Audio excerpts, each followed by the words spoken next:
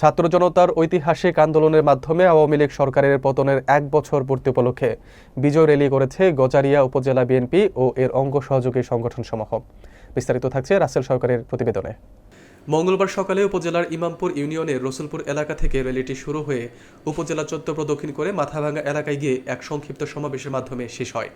বিজয় rally ও সমাবেশে উপস্থিত ছিলেন মুন্সিগঞ্জ জেলা বিএনপির আহ্বায়ক কমিটির সদস্য মোহাম্মদ মুজিবুর রহমান, উপজেলা বিএনপির আহ্বায়ক সিদ্দিকুল্লাহ ফরিদ, সদস্য সচিব আব্দুর রহমান শফিক, জেলা স্বেচ্ছাসেবক দলের সভাপতি মোহাম্মদ ইদ্রিস মিয়াজি মোহন, আহ্বায়ক কমিটির সদস্য আহসানুল্লাহ, বুরহান উদ্দিন ভুইয়া, উপজেলা যুবদলের আহ্বায়ক ওহিদুজ্জামান, ছাত্রদলের সদস্য সচিব নাদিম মাহমুদ সহ বিএনপি ও অঙ্গ সংগঠনের নেতাকর্মীরা।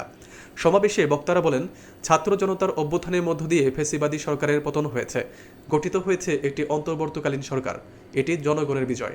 তারা বলেন, এই বিজয় একদিনে আসেনি, এসেছে ত্যাগ, রক্ত, ঘাম ও দীর্ঘ আন্দোলনের মাধ্যমে। বক্তারা আন্দোলনে নিহত ও আহতদের প্রতি শ্রদ্ধা জানিয়ে গণতন্ত্র প্রতিষ্ঠায় ঐক্যবদ্ধ থাকার আহ্বান জানান। বিগত দিনের সংঘর্ষকে মূল্যায়ন করতে হবে। যে কারণে সংগ্রাম করেছে, রক্ত দিয়েছে, সম্পদ দিয়েছে, মানুষের নিজের সংখ্যাকে উৎসর্গ করেছে, সেই গণতান্ত্রিক অধিকার, বাক স্বাধীনতা, মৌলিক স্বাধীনতা, বাংলাদেশের ভ্রষ্ট গণতান্ত্রিক ইনস্টিটিউশনগুলিকে আবার ফিরিয়ে এনে বাংলাদেশের মানুষের মুখে যতদিন পর্যন্ত হাসি ফোটানো না হবে ততদিন পর্যন্ত তারেক রহমানের কর্মীরা মাঠ ছাড়বে না, ইনশাআল্লাহ মাঠ ছাড়বে না।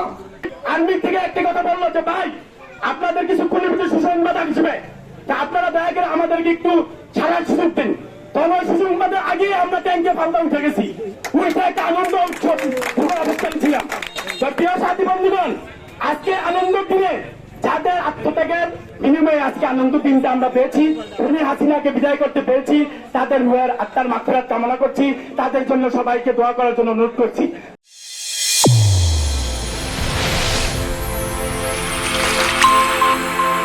চ্যানেল A1 হৃদয়ের